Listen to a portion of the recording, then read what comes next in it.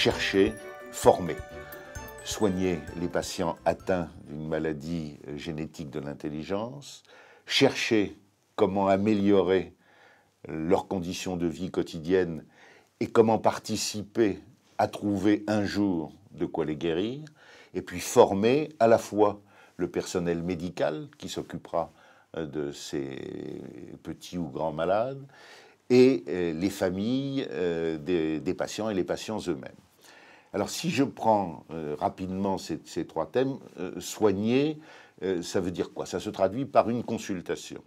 Une consultation où le patient est accueilli de manière chaleureuse, à la fois pour poser un diagnostic, essayer de comprendre ce que sont les causes de son handicap, et avec le souci d'améliorer au maximum sa vie quotidienne. L'Institut Jérôme Lejeune délivre à peu près 3500 consultations par an et suit plus de 6000 patients atteints de trisomie 21, ce qui représente à peu près 10% des personnes qui, en France, sont atteintes par cette maladie. Alors, quels sont les atouts?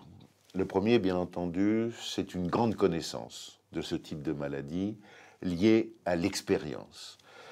La première consultation créée par Jérôme Lejeune pour soigner ses patients date d'octobre 1952, c'est-à-dire plus de 60 ans. Et bien entendu, ceux qui ont travaillé avec lui au fil des années ont pu bénéficier du capital de connaissances et d'expérience dont il disposait et qu'il leur a transmis et en acquérir eux-mêmes. Le deuxième atout, c'est la présence au sein de l'Institut de médecins de différentes spécialités, pédiatres, neuropédiatres, gériatres, généticiens, et de personnels périmédicaux, neuropsychologues, psychologues cliniciens, diététiciens, orthophonistes. Le troisième atout, c'est une grande connaissance aussi des surhandicaps que subissent ces patients, en particulier vers l'âge de 35 à 40 ans.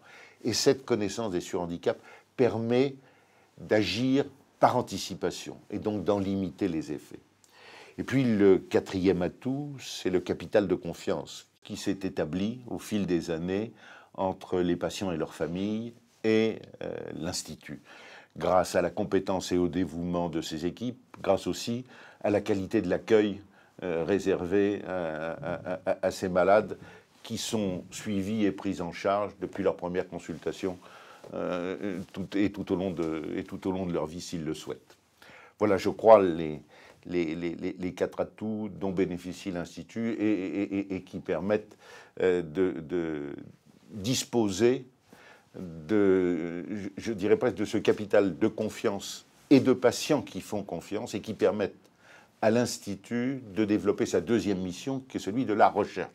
Parce que pour faire des recherches susceptibles d'améliorer la vie quotidienne des patients, susceptibles un jour de contribuer à les guérir, il faut des patients qui acceptent de tester les produits, les médicaments ou les thérapeutiques qui sont envisagés. Et actuellement, l'Institut programme un projet lourd de recherche thérapeutique qui s'appelle Actif et dont l'objectif est de tester la capacité d'un traitement à améliorer sensiblement les déficiences psychomotrices dont sont victimes les personnes atteintes de maladie trisomie 21. Puis dans cet aspect de la recherche, l'Institut dispose à travers son laboratoire Biogel de plus de 3000 données biologiques qu'il met à la disposition de la communauté scientifique pour à la fois l'inciter